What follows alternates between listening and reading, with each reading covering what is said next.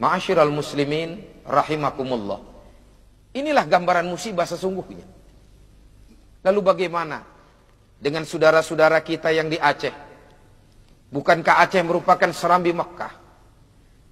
Nilai syariat ajaran agama Islam diterapkan di dalam. Bukankah Aceh merupakan contoh daripada provinsi-provinsi yang lain? Dan bukankah ulama-ulama yang pertama sekali menanamkan nilai ajaran Islam? Di antara para ulama-ulama yang membawa Islam, di antaranya ada ulama yang berada di serambi Mekah. Syariat Islam diterapkan, Muslim di dalamnya. Tapi kenapa ini harus terjadi? Saudara-saudara, ada beberapa hal yang harus kita jadikan sebagai pelajaran di dalam peristiwa ini. Yang pertama, jikalau Aceh sekarang sampai terjadi hal semacam ini semata-mata oleh karena Allah begitu amat sangat menyayangi hambanya yang beriman. Kita tahu bahwa betapa pasca kemerdekaan Republik ini bahkan jauh sebelumnya kemungkinan nilai-nilai syariat Islam sudah dibawa di serambi Mekah. Ulama-ulama menancapkan nilai-nilai akidah, ajaran-ajaran agama Allah disebarluaskan di sana. Bahkan sejarah tidak pernah dan tidak mungkin akan terhapus di Republik yang kita cintai ini. Sejarah tinta emas yang telah tertulis pasca kemerdekaan Republik Indonesia, bahwa rakyat Aceh lah yang pertama sekali menyumbangkan pesawat terbangnya untuk Republik ini. Seluruh rakyat Aceh berbondong-bondong, mereka mengumpulkan untuk membeli pesawat ini. Ada yang mengeluarkan gelang emasnya, ada yang mengeluarkan merelakan kalungnya, ada yang merelakan cincinnya, bahkan harta benda dikumpulkan untuk keutuhan Republik yang kita cintai ini, untuk keutuhan bangsa dan negara yang kita cintai ini, untuk agar syariat Islam tertanam di Republik ini. Rakyat Aceh dengan ikhlas, dengan ridho, mereka menyerahkan itu semua. Ini satu gambaran betapa tinta emas ini tidak mungkin akan dapat terhapuskan begitu saja. Tapi mengapa ini harus terjadi? Rakyat Aceh yang berjuang mati-matian melawan penjajah Belanda. Rakyat Aceh berjuang mati-matian mengusir penjajah Jepang. Rakyat Aceh yang menyumbang apa yang ia miliki demi Republik yang dicintai ini. Tapi ternyata selalu terzalimi sepanjang perjalanan kehidupannya. Banyak hal-hal yang kita lihat. Dari mulai DOM sampai darurat sipil, belum lagi GAM. Orang-orang tangan-tangan kotor yang senantiasa merusak hubungan baik antara rakyat Aceh. Sementara kita tahu syariat yang diterapkan agar umat Islam dapat melaksanakan ibadah penuh dengan ketenangan dan kekhusyuan. Tapi kezaliman senantiasa datang bertubi-tubi. Disinilah mungkin Allah memberikan satu gambaran. Allah memberikan kasih sayang kepada hamba. Jikalau Allah gambarkan la yukallifullahu nafsan illa wus'aha, Allah tidak akan memberikan ujian dan cobaan kepada hambanya melainkan sekemampuan dirinya. Mungkin Allah sudah lebih tahu bahwa hamba-hambanya yang soleh sudah terlalu banyak terzalimi. Maka terjadilah ini gempa dan tsunami. Hamba-hamba Allah yang soleh, seolah-olah Allah berkata, wahai hamba-hambaku yang soleh, kau ibadah kepadaku, kau sujud kepadaku, kau beriman kepadaku. Kau tidak melakukan perbuatan nista dan dosa. Apa yang aku perintahkan kau kerjakan. Tapi kezaliman senantiasa menghantui kehidupanmu. Sekarang kembalilah kau kepadaku sebagai syuhada-syuhada. Saudara-saudara, ma'asyiral muslimin rahimakumullah. Boleh jadi saudara-saudara kita yang meninggal dunia satu akidah sesama dengan kita. Mereka sebagai syuhada-syuhada di sisi Allah. Mereka orang-orang yang beriman, yang sudah ditempatkan khusus oleh Allah satu tempat. Paling tidak kelak di yaumil qiyamah, istana-istana yang Allah siapkan di dalam surganya. Inilah yang terpenting bagi kita. Betapa jikalau Allah mencintai hambanya, segala sesuatu akan Allah naikkan, akan Allah angkat. Lalu yang kedua, boleh jadi Allah tidak menginginkan serambi Mekah, syariat Islam yang sudah ditanamkan di bumi rencong ini, di Nangro Aceh Darussalam dikotori oleh tangan-tangan yang tidak bertanggung jawab. Mungkin Allah tidak redho dan Allah tidak suka dengan tangan kotor semacam ini, maka Allah habiskan semua dengan datangnya gempa dan tsunami. Boleh jadi satu saat Allah akan bangkitkan generasi-generasi baru yang beriman. Iyasha yuzhibkum ayyuhan nas wa ya'ti bi akharin. Kalau Allah ingin berkehendak akan hal semacam ini, hai manusia, kalau Allah menginginkan hal semacam ini untuk mengambil mereka, dengan mudah Allah ambil, lalu Allah datangkan yang lain, generasi baru. Maka paling tidak kita berharap satu saat kelak nanti bahwa Nangro Aceh Darussalam betul-betul menjadi satu provinsi yang bernuansakan Islami, dengan nilai-nilai syariat Islam ditanamkan dan nilai Serambi Mekah betul-betul terlihat di dalamnya. Ini satu pelajaran betapa kejadian-kejadian semacam ini hakikatnya bagi mereka yang masih hidup merupakan satu pelajaran. Kita yang masih hidup ini merupakan satu pelajaran yang berharga. Betapa jikalau Allah ingin berkehendak akan sesuatu, tidak memakai waktu yang bulanan, mingguan, harian, dengan hanya hitungan detik atau hitungan menit selesai bagi Allah. Allah berkuasa.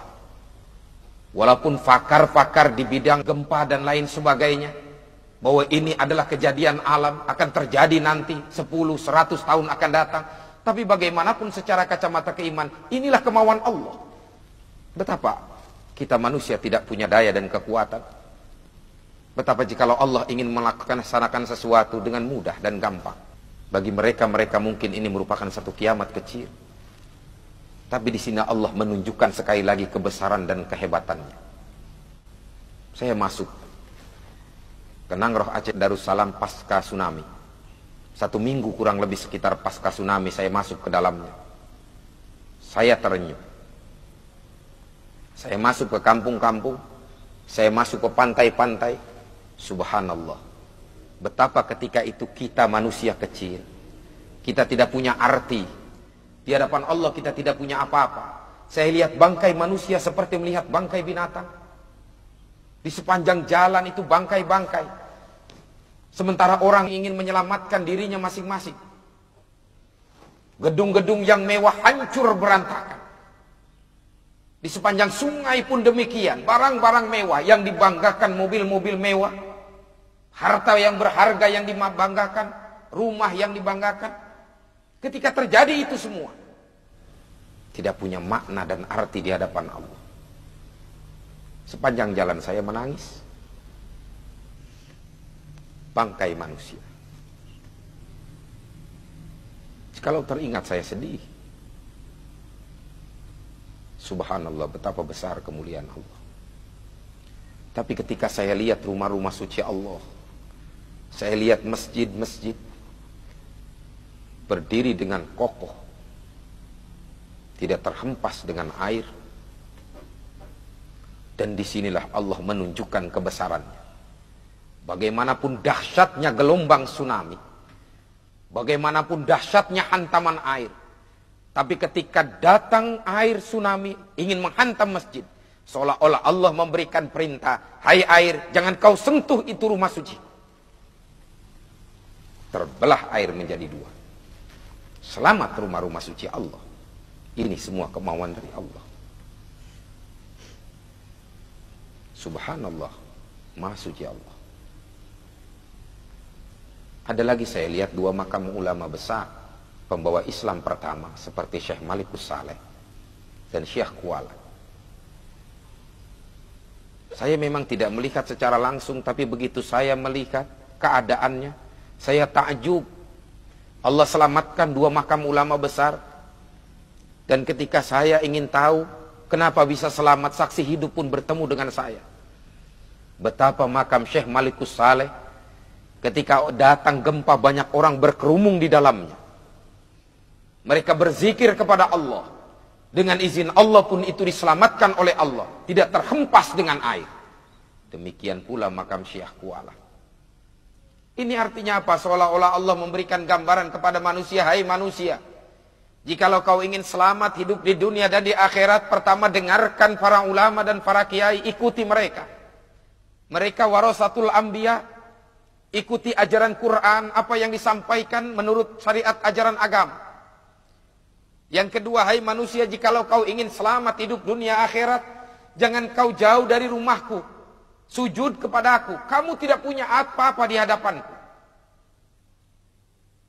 Seolah-olah Allah memberikan satu gambaran betapa kau lihat ini keadaan Aceh.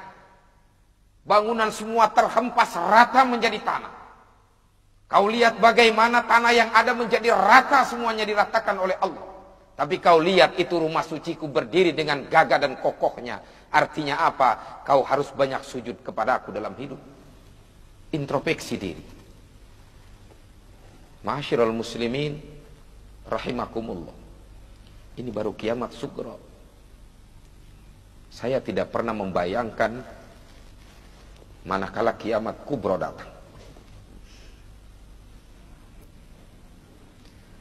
Jikalau Allah sudah menggambarkan, idza zulzilatil ardu zilzalaha wa akhrajatil ardu athqalaha wa qalal insanu ma laha yauma idzin tuhaddisu akhbaraha, sampai akhir ayat. Saya tidak bisa membayangkan jikalau ini betul terjadi. Idza zulzilatil ardu zilzalaha, manakala bumi ini digoncangkan oleh Allah dengan goncangan yang amat sangat dahsyat. Wa akhrajatil ardu athqalaha, Allah keluarkan apa yang ada di dalam bumi. Subhanallah, jikalau gunung-gunung sudah Allah hancurkan, yang di dalam bumi sudah Allah bangkitkan, air laut sudah naik semuanya, mau kemana kita pada saat itu? Gelombang tsunami sesuatu peristiwa yang kecil di hadapan Allah. Tapi kiamat kubra jikalau datang, ini akan menyebabkan manusia ketika itu tidak punya arah dan tujuan. Jangankan kiamat kubra, kejadian di Aceh begitu amat sangat menyentuh batin kita. Ketika terjadi gelombang tsunami, orang sudah berlari ke sana kemari. Ayah sudah tidak lagi menghiraukan anak, anak tidak lagi menghiraukan ayah, ibu tidak tahu mana anaknya, anak tidak tahu mana ibunya. Mereka saling menyelamatkan diri masing-masing. Seolah-olah kiamat tiba, padahal itu cuma sekedar ujian dari Allah. Subhanallah. Orang sudah tidak lagi memperhatikan harta bendanya. Orang sudah tidak lagi membanggakan apa yang dia miliki, ditinggalkan semua. Disitulah kenyataannya bahwa kita hidup tidak punya apa-apa di hadapan Allah. Apa yang harus kita banggakan? Saudara-saudara, ma'asyiral muslimin rahimakumullah. Saya hanya sedikit mengetuk pribadi saya khususnya, dan saudara-saudara saya kaum muslimin pada umumnya, khususnya saudara-saudara tercinta saya di Nangro Aceh Darussalam. Jikalau musibah ini merupakan ujian, sabarlah. Sesungguhnya Allah akan memberikan yang lebih baik dari apa yang telah kita tinggalkan. Inna ma'al usri yusra, bahwa dibalik daripada kesulitan, yakinlah akan ada kebaikan yang Allah akan berikan kepada kita selama sandaran vertikal kita kepada Allah. Tinggal bagaimana kita mengintrospeksi diri kita. Sebab Allah tidak pernah berbuat zalim kepada hambanya. Kezaliman yang datang kepada diri kita, musibah yang datang dan lain sebagainya, itu diri pribadi kita kadang-kadang yang berbuat. Ma asaba min hasanatin faminallah wa ma asabaka min sayyi'atin famin nafsik. Kepada saudara-saudaraku yang masih hidup di Aceh, mari kita kembali kepada Allah dengan introspeksi diri kita. Jangan sampai Nangroh Aceh Darussalam sebagai serambi Mekah, tapi akhlak kita tidak akhlak seperti akhlaknya baginda Rasul. Berakhlak seperti akhlaknya Quran. Laksanakan nilai-nilai syariat ajaran Islam dengan sebaik-baiknya. Jauhkan setiap kemunkaran. Ini pelajaran bagi kita sekalian. Lalu bersabarlah dari setiap apa yang datang kepada kita. Karena yakinlah sekali lagi, sesungguhnya dengan kesabaran akan Allah buka satu jalan, satu pintu yang akan membawa kebaikan dan kebajikan. Dan kepada saudara-saudaraku yang di Aceh, sekali lagi saya berharap, siapapun saudara-saudaraku, apapun status saudara-saudaraku, mari kita jadikan Aceh sebagai serambi Makkah. Kita jalin ukhuwah Islamiyah. Jangan lagi ada pertumpahan darah di tengah-tengah tanah rencong yang kita cintai. Yang sudah biarlah berlalu. Yang sudah lupakanlah itu semua.